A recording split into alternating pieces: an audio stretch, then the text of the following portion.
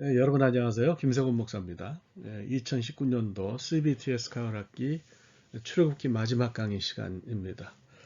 예배에 대해서 세 번째 시간이고요. 오늘 강의를 마지막으로 이번 학기 출애굽 강의는 이제 끝입니다. 그래서 여러분 한 번만 더 수고하시고요.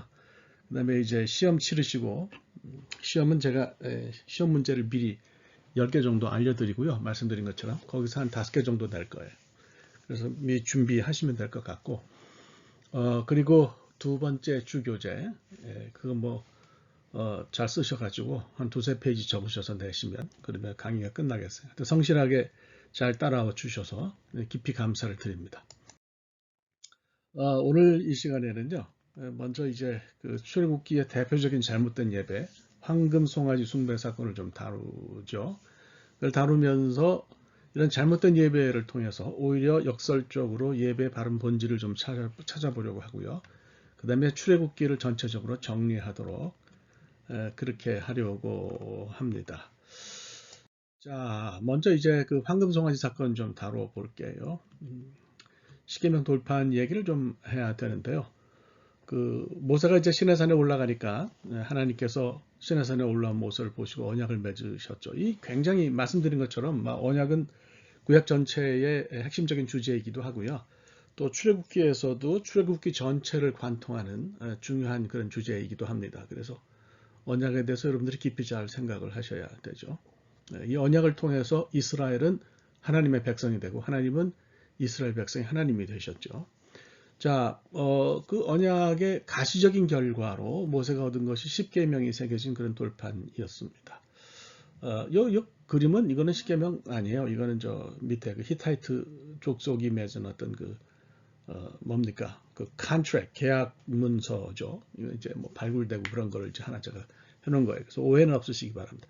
어쨌거나 출애굽기 24장 12절부터를 보면 백성을 산 밑에 두고 산 꼭대기로 이제 그 모세가 이제 올라갑니다. 그래서 모세가 거기 한참 있었어요. 40일 밤낮을 거기 머물렀죠. 성경 분량으로 치면은 24장에 출애굽기 24장에 올라간 모세가 출애굽기 32장 초입이 되어서 내려왔어요. 그러니까 굉장히 한참 거기 있었던 거라고 볼 수가 있는 거죠. 그래서 이제 그렇게 그만큼 중요한 거다라고 생각하시면 됩니다. 이제 모세가 십계명이 새겨진 돌판을 들고서 이제 산에서 내려왔어요. 참십이장 1절에 기록이 되어 있죠. 말씀드린 것처럼 돌판은 이제 두 개였죠. 글쎄요. 하나의 십계명을 다 쓰기 힘들어서 그랬을까요? 하여튼 돌판 두 짝이 사용이 됐는데요. 뭡니까? 돌판 두 개 양면 이쪽 저쪽에 글자가 다 있다고 그렇게 성경이 이야기하죠. 출애굽기 32장 15절을 보면 그렇게 볼 수 있어요. 그러니까 요즘 놔두는 그 이제 그 십계명 그 그림을 보면 한 면에만 글이 있는 그런 돌판 그림들이 놔두는데요. 성경과는 거리가 먼 거죠. 그러니까 양쪽에 다 이제 그 두 개 양면 이쪽 저쪽에 다 글씨가 있다. 이제 그렇게 이야기를 했죠.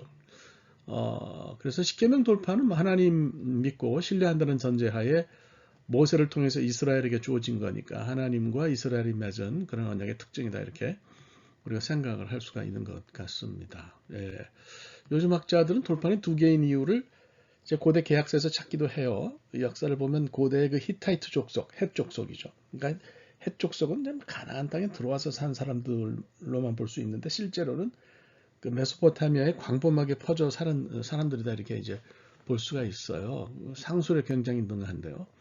그래서 히타이트 족속이 맺은 그 계약 문서, 토파 문서를 보면 이제 그 흥미로운 것은 계약서가 두 장이었다는 거예요. 계약 당사자가 둘이니까 문서도 둘인 게 맞고요. 그렇게 해서 양쪽이 나눠 가졌다는 거죠. 그래서 하나님이 모세와 언약을 맺으시고 계약서를 두 장 쓰셨다. 그리고 돌판을 증거궤에 넣은 것도 계약서를 하나님이 가지고 계신 것을 상징적으로 의미한다. 뭐 이렇게 봐요. 뭐 이거를 꼭 받아들이시라는 얘기는 아닙니다. 이런 설명도 있다는 것을 여러분들이 기억하시면 좋을 것 같아요. 그래서 이런 것까지 생각 안 하고 그냥 십계명 양이 많아서 돌판 두 개 나눠 썼다 그래도 아무런 문제가 없어요.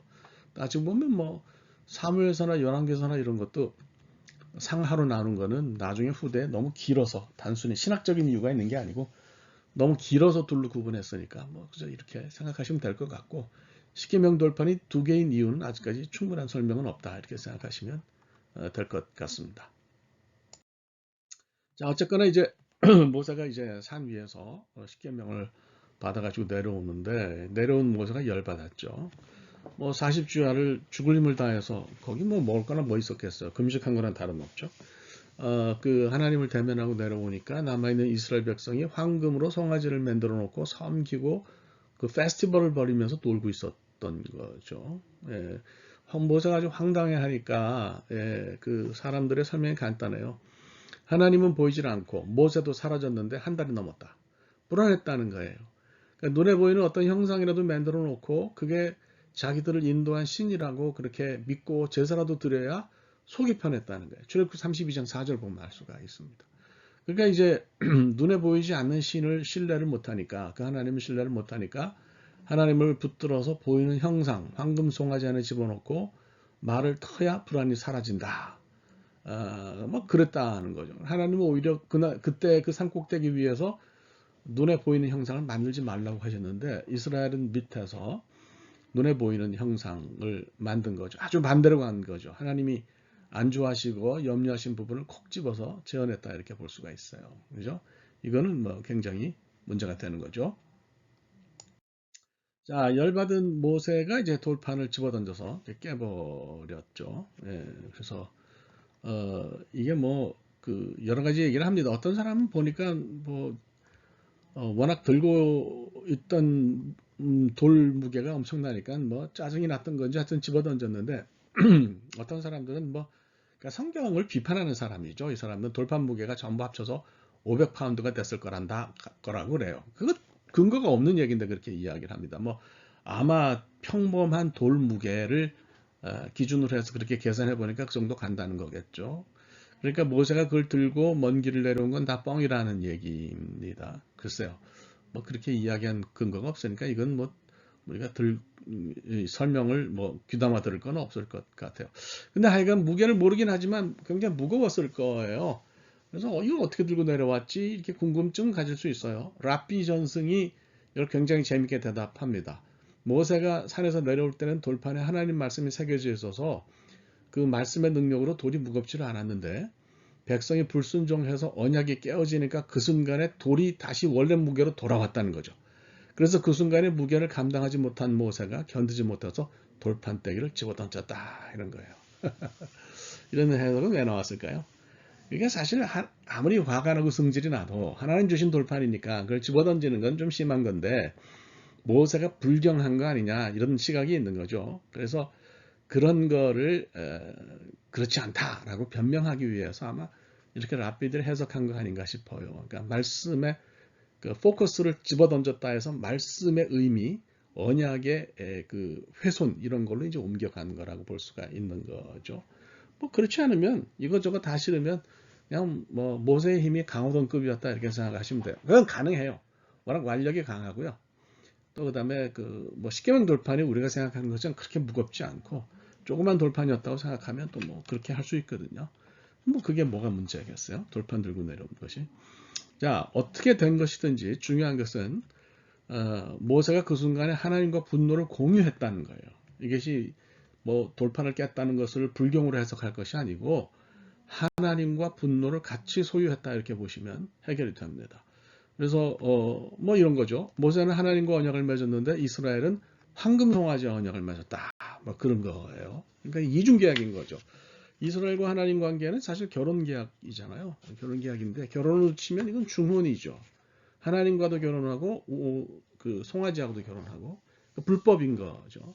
그래서 그 순간에 시내산에서 맺은 계약이 파기되었다. 하나님이 이제 그걸 보시고서 이스라엘의 배신에 분노하실 수밖에 없고요. 모세가 그 순간에 하나님의 이해와 감정에 이입했다. 이렇게 보고 그 결과로 돌판을 깨어서 던져버려서 깨버림으로써 언약이 깨졌다는 사실을 백성에게 아주 극적으로 드러낸 거다. 이렇게 볼 수가 있어요. 저는 이제 이걸 보면서 놀라운 것이 그 돌판과 황금 송아지가 함께 부서졌다는 사실이에요. 그러니까 돌판은 하나님 주시고 황금 송아지는 인간들이 잘못 만든 거 아니야. 그러니까 송아지만 날려버리고 돌판은 간직했으면 좋겠는데 안타깝게 두 개 다 파괴됐어요. 뭘 보느냐.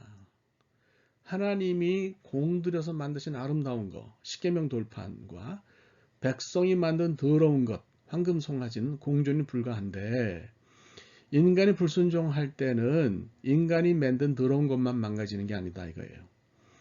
하나님이 만드신 아름다운 것도 깨진다는 것을 우리가 봐야 될 것 같아요. 그러니까 사람이 불순종해서 스스로 망가지는 건 어쩔 수 없는데 그럴 때에 하나님의 일도 같이 무너진다는 것은 이거는 심각한 문제죠. 그러니까 뭐 교회 여러 교회 큰 교회들 뭐 이제 시끄러운 교회들 많잖아요. 아니 우리가 뭐 이렇게 하든 저렇게 하든 너희들은 뭔 상관이냐. 쉽게 말하면 세습도 이제 그런 큰 소리를 치는 건데 이거는 유니버설 처치 교회 하나라는 걸 잊어버린 거예요. 그러니까 자기들만 망하면 상관이 없는데 하나님의 일이 같이 무너지니까 문제인 거예요. 그러니까 십계명 돌판이 깨지면서 또 그 황금 송아지도 깨지면서 그 잘못한 교회는 황금 송아지처럼 깨지는 건 뭐 상관이 없는데 문제는 십계명 돌판이 이제 깨지는 게 문제가 되는 거죠. 그래서 신앙을 가진 사람들은 제대로 살아야 한다는 생각이 들어요. 막 살면 안 되는 거고요. 신앙적인 문제 좀 진지해져야 되는 거고요. 아, 나만 뭐 망하면 되지, 니들 신경 쓰지 마라. 이런 얘기는 정말로 하면 안 된다. 이런 생각이 듭니다. 그래서 이것을 우리가 잘 생각을 해야 되는 거죠. 자, 모세가 이제 그 황금 송아지를 갈아서 그걸 이제 뭐 마시게 물에 마시게 했는데요. 뭐 무협지 같은 거 보면 누군가 배신을 때리면은 상대를 갈아 마시겠다 뭐 이렇게 맹세하잖아요. 아니 독한데요. 그거하고는 상관이 없지만 일단 모세는 황금 송아지를 불태우고 부숴서 가루를 만들고 물에 타서 사람들이 나눠 먹게 했어요. 뭐 이제 그런 거죠.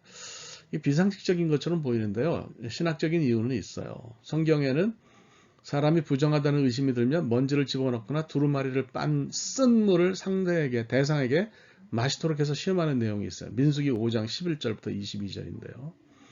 이건 뭐 갑질은 아니고요. 문제가 생기면 판단의 기준을 세우기 위해서 했던 고대 관례라고 볼 수 있죠. 원래 이제 배우자를 시험할 때 하는 행동인데요. 왜 여자한테만 그런 건지 그건 좀 그래요. 당시에도 나쁜 남자가 많았는데요. 하여간 뭐 이렇든지 저렇든지요. 이게 이제 이런 내용이 예언서로 가게 되면 내용이 확대돼서 하나님을 배신하고 우상 숭배한 책임을 가리기 위해서도 이런 물을 마시게 할 것이라는 표현도 있습니다. 예레미야서 8장 14절을 보시면 알 수가 있어요. 그러니까 황금 송아지를 갈아서 물에 타서 마시게 한 거는 버리기도 하고 동시에 그것이 유죄라고 하는 것을 이제 말하는 그런 장치다 이렇게 우리가 이것을 생각을 하면 될 것 같습니다. 그 언약을 깬 행동인데요. 이거 어떻게 해결해야 되나요? 송아지가 사라지고 그걸 마셨다고 해서 사안 자체가 없어진 건 아니잖아요. 그래서 난리지경에서도 레위인들이 신앙을 안 버렸는데 이 사람들이 앞장서서 뒷정리를 했어요. 그래서 그 모세가 재등장하고 황금 송아지가 사라졌는데 그래도 쉽게 생각을 안 바꾸는 고집스러운 이스라엘 백성이 일부 있었어요. 그러니까 잘못하면 회개하면 됩니다. 아, 이거 우리가 잘못했구나. 황금 송아지를 만들었으니 회개하자 했으면 그런 상관이 없어요. 그런데 성경을 보니까 모세가 보니 백성이 방자하다고 그랬어요. 방자하다는 건 히브리 말 파라를 옮긴 건데요. 정확하게는 통제가 안 된다는 뜻입니다. 그러니까 모세를 통해서 황금 송아지를 만든 건 뭐 그냥 따라간 사람들이 있잖아요. 그러니까 옛날에 뭐 일제가 한국을 지배했을 때도 그렇잖아요. 그때 잘못된 거를 교회 지도자들이 괜찮다 해서 따라간 아무것도 모르고 따라간 일반 교인들도 있었잖아요. 그죠? 신사참배가 가장 대표적인 거죠. 그러니까 그건 뭐 지도자들이 책임져야 되는 문제인데 어쨌거나 이스라엘 백성들도 모르고 그렇게 한 사람이 있다는 거예요. 그럴 때 모세를 통해서 하나님의 뜻을 알았으니까 이거 잘못했다 회개한 사람들이 많았다는 거죠. 그런데 그럼에도 불구하고 고집을 꺾지 않고 뭘 잘못했냐 이렇게 버틴 사람들이 있었다는 거예요. 그러니까 이런 사람들은 컨트롤이 안 되는 거죠. 통제가 안 되는 거죠. 그죠? 그러니까 모세 말을 안 듣는 거죠. 그래서 공동체를 살리기 위해서 레위인들이 결국 이들을 정리했고 그 사람들이 3,000명이 이르렀다. 그러니까 이제 장정이 60만인데요. 그중에 3,000명이 말을 안 들은 거예요. 많은 겁니까? 적은 겁니까? 여러분들이 생각 한번 해보세요. 그래서 하나님 앞에서 고집을 세우고 잘못된 길로 가면서 회개하거나 돌이킬 줄 모른다 그러면 문제가 있다 이렇게 생각하는 거죠. 자, 이 그림이요? 이 그림은 이건 태블릿이에요. 이거는 뭐 안드로이드 태블릿인지 아니면 아이패드인지 는 잘 모르겠는데 태블릿이라는 게 이제 그 돌판도 태블릿이라 그러고 우리가 쓰는 어, 이런 태블릿도 그렇게 부르죠. 그래서 뭐 그냥 깨진 돌판은 사진을 찾을 수 없으니까 이걸 대신했어요. 이해해 주세요. 자, 그렇게 한 다음에 이제 이튿날 모세가 다시 산으로 올라갔습니다. 두 번째로 하나님께 대도하기 위해서 올라갔죠. 중보라는 말은 참 쓰기 어려운 말이에요. 예수 그리스도만 사실은 엄격하게 말하면 중보자이시고요. 하나님과 우리 사이에 사람이 설 자리는 없다고 저는 생각을 합니다. 그래서 그 성공회 같은 데서는 대도라고 해요. 중보기도라고 하지 않고. 저는 그 표현이 더 마음에 듭니다. 근데 이제 워낙 한국 기독교인들에게 많이 퍼져 있는 그런 용어니까 저도 쓰긴 쓰는데 중보기도라는 말을 쓸 때마다 다른 사람을 위해서 대신 기도하는 건데 이게 하나님과 저 사람 사이에 내가 서서 마치 내가 중간을 연결하는 것처럼 오해되면 안 되는데는 생각이 많이 들죠. 자, 어쨌거나 모세가 대도하기 위해서 중보기도 하기 위해서 다시 산으로 올라갑니다. 체력이 좋아요. 하루 만에 다시 올라가고 말이죠. 그 신명기에 있는 대로 모세가 120세 세상을 떠났는데 기력이 쇠하지를 않고 눈이 젊은이 같다 그랬어요. 그냥 너무 젊어서 죽은 거죠. 나이하고 상관없이. 그러니까 뭐 체력적으로도 엄청납니다. 제가 이 목사로 살면서 가장 아쉬운 부분이 체력이에요. 체력이 없으면 아니 뭐 머리야 진짜 뭐 책 읽는 것도 중요하고 머리도 중요한데 체력이 없으면 그런 것들이 다 소용이 없죠. 여러분들 건강하시길 바랍니다. 체력 잘 기르셔야 돼요. 자, 하여간 모세는 이제 잘못한 게 없었어요. 잘못한 게 없었는데 그럼에도 불구하고 이스라엘 백성의 죄를 사해달라고 그렇게 하나님께 이제 기도한 것을 볼 수 있죠. 공동체에 속해 있으니까 책임의식을 느낀 것 같아요. 요즘 한국교회 개혁 얘기 많이 하고 비판하는 분들 많은데 제가 안타까운 건 그 사람들이 다 자긴 비껴 있어요. 나는 죄가 없고 한국교회 너희들만 다 잘못이다. 옆에 비껴서서 이렇게 비판하는 걸 들으면 아주 성질납니다. 예, 그러니까 아니 우리가 다 같이 책임의식을 느껴야지. 모세도 잘못한 게 없는데 올라가서 죄를 사해달라고 기도했는데 한국교회가 잘못됐다 개혁해야 된다 그러면서 자기는 개혁 대상에서 빼는 거예요. 이 몇몇 사람들 정말 제가 여기서 이름을 얘기할 수는 없고요. 보면서 참 안타깝습니다. 저 사람은 뭐가 그렇게 잘나서 이렇게 열심히 남을 비판하나 이런 생각이 들어요. 오히려 우리가 해야 할 일이 있다면 다 함께 무릎 꿇고 하나님 앞에서 우리가 잘못 믿었습니다. 우리를 용서해 주십시오. 이렇게 해야죠. 다 내 탓이라고 그렇게 우리가 얘기를 해야 되는데 지도자랍시고 떠들어대는 사람 일부 가운데는 자기들은 개혁 대상이 아닌 것처럼 그렇게 이야기해요. 예, 그럼 뭐 신학교에서 오래 가르치고 뭐 기독교 단체 뭐 대표로 있고 뭐 있어요. 예. 그 참 문제가 있죠. 자, 어쨌든 그렇습니다. 우리가 그렇잖아요. 일을 하면서 내가 잘못한 것이 없으면 이를 잘못한 대상을 찾아서 지적질을 서슴지 않죠. 그게 사람의 일반적인 모습이에요. 모세는 잘못한 것도 없고 아주 강한 사람이지만 잘못을 저지른 이스라엘 백성을 보면서 아픈 마음으로 하나님 앞에 기도합니다. 그래서 저는 그렇게 생각해요. 하나님이 우리의 기도를 들으시는 이유가 뭐냐. 이것저것 다 따진 끝에 제가 문제예요 하는 기도에는 하나님이 마음을 안 여시는 것 같아요. 그냥 엎드려서 나를 포함한 모두의 잘못을 용서해 달라 이렇게 아파하면 하나님이 그런 기도 응답하신다고 생각하고 모세의 이 기도를 들으신 이유가 거기 있지 않나 이런 생각이 저는 많이 들더라고요.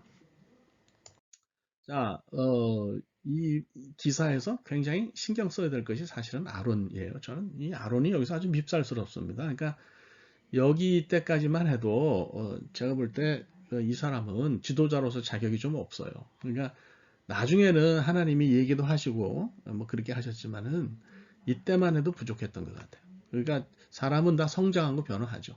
그래서 아론이 처음에는 좀 부족했는데 나중에 이 사람이 지도자로서 책임감도 강해지고 달라졌다 이렇게 봐야 될 것 갔습니다. 그 한국의 불세출의 가수 저도 좋아해요. 김건모 씨라고 있어요. 50이 넘었는데 요즘 장가 간다고 그러더라고요. 아무튼 그 피아니스트하고 결혼한다고 그래요. 예, 이 사람이 김건모 씨가 장가 가는데 그 장인 되시는 분이 장욱조 씨라고 유명한 작곡가고요. 지금 목사님이에요. 예, 아주 뭐 그분이 또 회심하고 예수 믿고 목사님 되고 참 대단한 거죠. 제가 제일 감동받은 건 사실은 프라이보이 그 곽규석 씨가 예수 믿고 목사 된 거가 참 감동스러웠어요. 근데 뭐 어쨌거나 예, 그 얘기를 하려는 건 아니니까 여기 보면 그 사람이 부른 노래 중에 핑계라는 그런 노래가 있어요. 가사에 이런 내용이 있어요. 지금도 이해할 수 없는 그 얘기로 너는 핑계를 대고 있어. 내게 그런 핑계를 대지 마. 입장 바꿔 생각을 해봐. 네가 지금 나라면 넌 웃을 수 있냐. 이건 뭐 사실 배신 때린 사람한테 일가라는 내용인데요. 하나님과 이스라엘은 부부잖아요.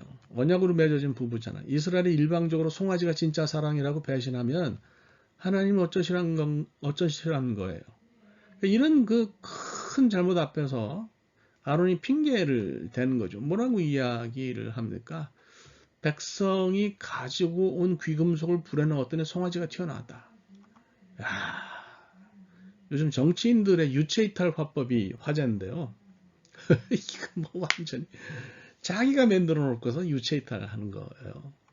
그래서 우리가 잘 생각을 해야 되겠다는 생각이 들고요. 아론은 굉장히 큰 잘못을 범했다 이런 생각이 듭니다. 지도자가 잘못하면 그 백성이 잘못하게 되는 거죠. 한국교회 문제가 있다면 지도자의 문제입니다. 저는 뭐 아주 보수적으로 계산을 해서 뭐 지도자의 잘못이 한 70%, 80% 되고 평신도들의 잘못이 한 20, 30% 된다 이렇게 생각해요. 그만큼 지도자들이 이제 잘못하는 거다. 이런 말씀을 드립니다. 뭐 저도 목사지만 목사들이 먼저 앞장서서 회개하고 한국교회가 다 좀 같이 회개하고 그래야 되지 않겠나 싶어요. 그러니까 깊은 성찰 없이 입 벌리는 거는 좀 누구든지 안 했으면 좋겠다는 생각이 듭니다. 출애굽기 정리를 해 보도록 하겠습니다. 출애굽기는 어떻게 시작하고 어떻게 끝이 나나요? 그 출애굽은 이제 애굽에서 나온 이야기로 시작을 하죠. 하나님이 이제 출애굽을 계획하신 이유는 신정 국가를 만들고 싶어서 그러신 거라고 그랬어요. 하나님 직접 다스리시고 소통하는 나라를 만들고 싶으셔서 성막에서 오헬 모에드죠. 성막에서 하나님과 이스라엘이 만나서 이스라엘은 제사를 드리고 하나님은 그 증거궤 뚜껑 그러니까 그 속죄소죠. 거기에 앉으셔서 백성에게 말씀하셔서 소통이 이루어진 건데 이걸 하나님 원하신 거죠. 그래서 제사장을 통해서 자신의 뜻을 전달하시고 백성을 인도하신 것이 이제 하나님이 이스라엘 백성을 출애굽시킨 그런 이유예요. 그래서 출애굽 뭐 10가지 재앙 해가지고 이제 시작을 하는데 가장 어떻게 보면 관심을 가지고 출애굽께서 다룬 것은 성막의 봉헌이고 제사를 드리는 모습. 그건 중요할 수밖에 없는 거예요. 그러니까 우리는 앞부분은 재밌어 하고요. 뒷부분 성막 봉헌이나 뭐 제사 드리는 거 이런 거는 재미없어 합니다. 그죠? 근데 사실은 거꾸로 중요한 거는 그 뒷부분이 중요한 거죠. 그래서 저는 이 19장부터가 굉장히 중요하다고 생각을 하고요. 또 35장부터 39장까지 또 굉장히 중요하다 이렇게 생각하고요. 그래서 쭉 다 이제 정리가 돼가지고 맨 끝장 40장에서는 완성된 성막을 봉헌하는 것을 볼 수가 있어요. 그죠? 그래서 출애굽기의 마지막 장면이 우뚝 선 성막 안에 하나님의 영광이 가득한 것으로 끝납니다. 이게 왜 여기서 끝날까? 좀 더 가도 되는데 그 광야 이야기를 몽땅 민수에게 양보할 것이 아니라 기왕에 좀 더 출애굽했으니까 광야에서 돌아다니는 이야기도 좀 넣고요. 그 다음에 레위기의 뭐 제사법을 다 양보할 것이 아니라 더 출애굽해서 자세하게 해야 하는데 그런 얘기를 왜 여기서 출애굽기가 멈췄을까? 저는 이미 출애굽기가 중요한 얘기를 다 했기 때문이라고 생각합니다. 그 언약을 맺으신 가장 중요한 이유는 예배에 있는 거죠. 그래서 하나님을 만나고 예배가 일어나면 뭐 거기가 어디든지 상관이 없는 거예요. 광야든지 뭐 가나안 땅이든지 상관이 없고 다 예배가 일어나는 곳이 하나님 주신 땅이죠. 그래서 성막이라는 장소는 사실 이게 돌아다녔잖아요. 이동했잖아요. 장소는 시공을 넘어서서 하나님을 섬기는 장소예요. 물리적인 위치를 초월한 땅이다 이렇게 말씀을 드려요. 그러니까 위도와 경도로 표시되는 가나안이나 어떤 뭐 광야의 어떤 장소가 아니고 이렇게 시공을 넘어서서 하나님을 섬기는 장소로서의 성막이 중요하다는 생각이 있습니다. 그래서 뭐 이스라엘 백성들이 가나안 땅에 굉장히 우람한 성전을 지었는데 그 무너졌잖아요. 예, 타버렸잖아요. 침략받았잖아요. 예배가 제대로 드려지지 않아서 그런 거예요. 성전은 지었는데 예배가 사라졌기 때문에 그런 거죠. 그러니까 오늘날 기독교가 굉장히 큰 덩치를 자랑하지만 그 안에 예배가 사라지고 있잖아요. 예배가 사라지고 있으면 그건 안 되는 거예요. 제가 이번에 레위기를 쓰면서 레위기 맨 마지막에 결론이 그거였어요. 지금 왜 이 세대의 예배가 사라지느냐? 왜 예배를 기억을 못하냐? 예배가 중요하다는 것을 왜 우리가 생각하지 못할까? 예배가 사라지면 신앙도 사라지는 건데요. 그죠? 그러니까 우리가 미국에 있던 한국에 있던 전 세계 어디에 흩어져 있건 예배가 우리 신앙의 핵심이고 출애굽기가 그것을 말한다는 거죠. 모세가 호렙산에서 거룩한 땅을 경험했어요. 그죠? 예, 하나님 신발 벗으라 그랬잖아요. 그 땅이 성막으로 이어졌어요. 그 성막에 모세가 호렙산에서 본 떨기나무 불꽃을 상징하는 촛대, 메노라가 있었다는 사실을 기억하면 아하 그렇구나. 성막은 어떤 물리적인 구체적인 장소가 아니구나. 어디든지 하나님을 예배하는 곳이 성막이고 거룩한 땅이구나 하는 것을 우리가 알 수 있는 거죠. 그러니까 출애굽은 그런 얘기를 하는 거예요. 결국은 사실 뭐 그 출애굽한 거, 구원에 관해서 얘기한 거, 또 율법 주신 거 다 이야기하지만 결국 결론은 예배다. 이렇게 말씀을 드립니다. 그래서 출애굽기 35장부터 40장이 책의 절정이고요. 성막 건립이고요. 그리고 예배라고 하는 것을 우리가 잘 기억해야 될 필요가 있는 거죠. 자, 그래서 이제 성막과 연결된 것이 안식일을 지키는 그런 정신이에요. 그래서 이것도 우리가 좀 잘 생각을 해야 되는데요. 안식일을 지키는 정신은 이제 성막 건립이 전제가 돼야 되는 거죠. 그죠? 그래서 이스라엘이 지키는 모든 예전의 출발점이 이제 안식일 정신이라 이렇게 볼 수가 있어요. 모세가 바로에게 백성을 광야로 나가게 해달라는 부탁을 한 이유 가운데 하나가 안식일 지키는 거죠.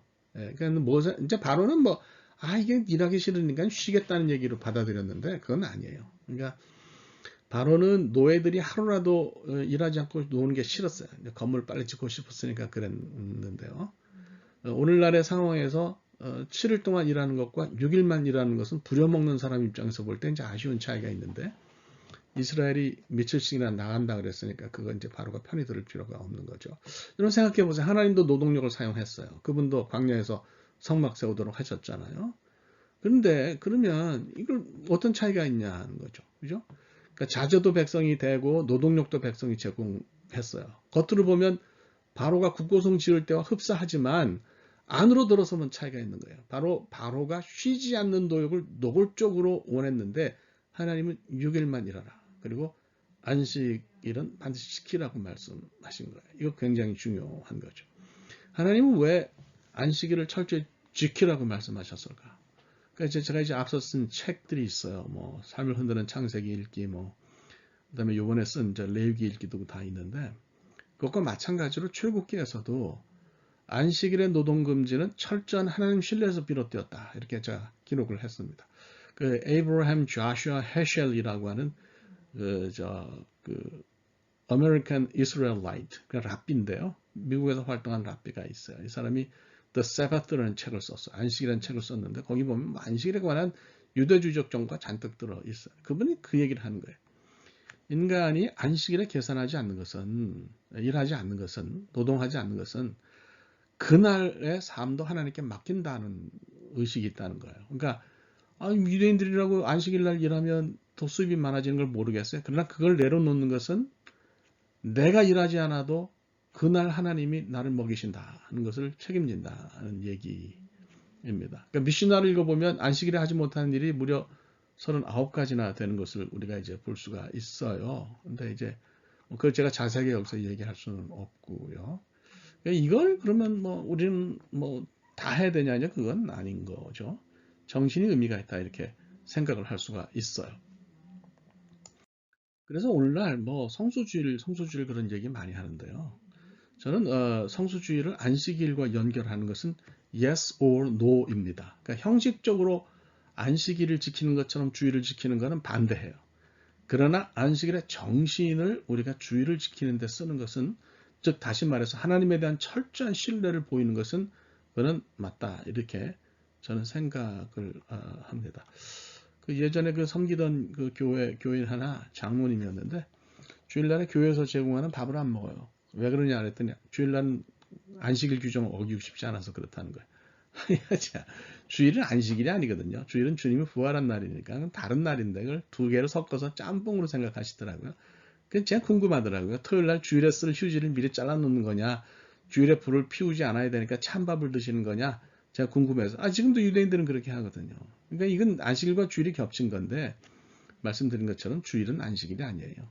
사도 바울이 초대교회에 이미 주일에 예배하는 관습이 정착되어 있는 걸 말해주잖아요. 고린도전서 12장 16장 2절을 보면 매주 첫날에 너희 각 사람이 수입에 따라 모아두어서 내가 갈 때 연보를 하지 않게 하라. 그러니까 매주 첫날에 모이는 것이 있었던 것을 우리가 이제 볼 수 있는 거죠. 주일은 주님의 부활을 기념하는 날이에요. 그래서 또 Lord's Day예요. 주님의 날이에요. 그래서 이걸 우리가 잘 기억해야 합니다.